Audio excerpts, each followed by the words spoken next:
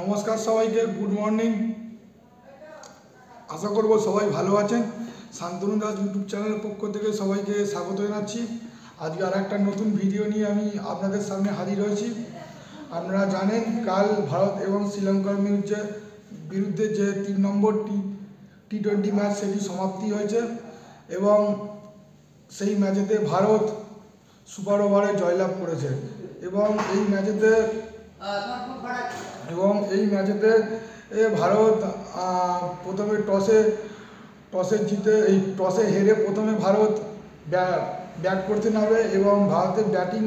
Batting এই ম্যাচেতে খুব একটা ভালো হয়নি এবং তাড়াতাড়ি ব্যাটসম্যানদের পক্ষে শুধু একমাত্র শুভমান গিল তিনি 36 রান করেন এবং বাকি ব্যাটসম্যান ওয়াশিংটন সুন্দর এবং আরও দু একটি ব্যাটসম্যান তারা কোনো ক্রমে 10 এবং 15 রান করে এবং 20 ওভারে ভারত মাত্র 138 রান তুলতে তারা সমর্থ হয়। কিন্তু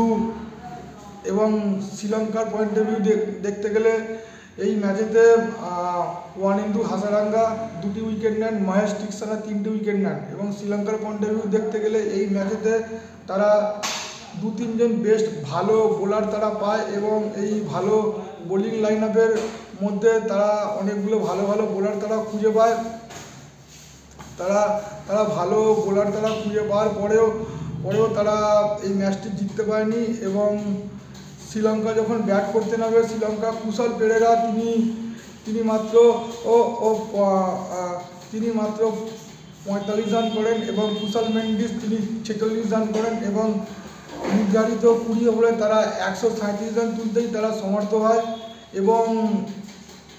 এই যে ম্যাচটি তারা জিততে পারেনি মূলত মিডিল অর্ডার এবং লোয়ার অর্ডারের ব্যাটিং ব্যর্থতার দরুনই তারা জিততে পারেনি এবং সুপার ওভারে যখনই খেলা স্টার্ট হয় সুপার ওভারে খেলার শুরুতেই তারা 2টি উইকেট প্রথম নিশঙ্কা এবং কুশল পেরেরার উইকেট তারা হারায় এবং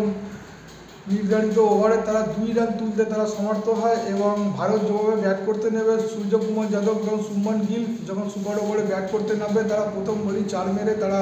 ম্যাচটি জিতে নেয় এবং তারা সিরিজে শ্রীলঙ্কাকে হোয়াইট ওয়াশ করে 3-0-তে। এক সময় মনে হচ্ছিল যে শ্রীলঙ্কা তাদের লাস্ট ম্যাচটি তারা জিতে সিরিজে 2-1 তারা সম্মান রক্ষা তারা করতে পারবে 2-1-এ, কিন্তু লাস্ট পর্যন্ত সেটা হয়নি কারণ শ্রীলঙ্কা তারা লাস্ট ম্যাচটি তারা হেরে যায় ভারতের কাছে, হেরে তারা 3-0 হোয়াইট ওয়াশ হয়। কিন্তু এই ম্যাচের দিক থেকে দেখতে গেলে শ্রীলঙ্কা গোটা এই যে 3টে যে টি-20 ম্যাচ যে কমপ্লিট হলো এই 3টে টি-20 ম্যাচেতে ভারতের ব্যাটিং ইউনিট খুব ভালো পারফর্ম করেছে এবং শ্রীলঙ্কার ব্যাটিং ইউনিটও খুব ভালো পারফর্ম করেছে, কিন্তু লাস্ট ম্যাচটা ছাড়া বাকি যে দুটো যে টি-20 ম্যাচ যে সমাপ্তি হয়েছে সেই যে দুটো টি-20 ম্যাচে তাদের ব্যাটিং ইউনিট খুব ভালো পারফর্ম করেছে, বোলিং ইউনিটও মোটামুটি একটা ভালো তারা পারফর্ম করেছে। তবে ব্যাটিং ইউনিটটা একদম তাদের ফর্মে আছে, মূলত কুশল মেন্ডিস এবং কুশল পেরেরা এই যে জুটি, তারপর প্রথম নিশাঙ্কা এরা খুব ভালো তারা ফর্মে আছে। আশা করব যে ওডিআই যে ম্যাচ আগামী দিনে যেটা খেলা হবে ভারতের সাথে তারা সেখানে খুব ভালো পারফরমেন্স করবে এবং এই ম্যাচেতে ভারত যে জিতল, জেতার পরে তারা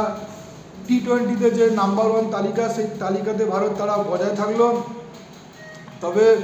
আশা করব শ্রীলঙ্কার দিক থেকে দেখতে গেলে শ্রীলঙ্কা কিন্তু এই ম্যাচে অনেক কিছু পজিটিভ দিক তারা নিয়ে ভারতের বিরুদ্ধে ওয়ানডেতে নামবে এবং ওয়ানডেতে আশা করব তারা খুব ভালো ফল করবে। এই আশা নিয়ে আজকের ভিডিও শেষ করছি। ভিডিওটা ভালো লাগলে লাইক, কমেন্ট এবং শেয়ার করবেন। নমস্কার, আবার দেখা হবে নেক্সট ভিডিও।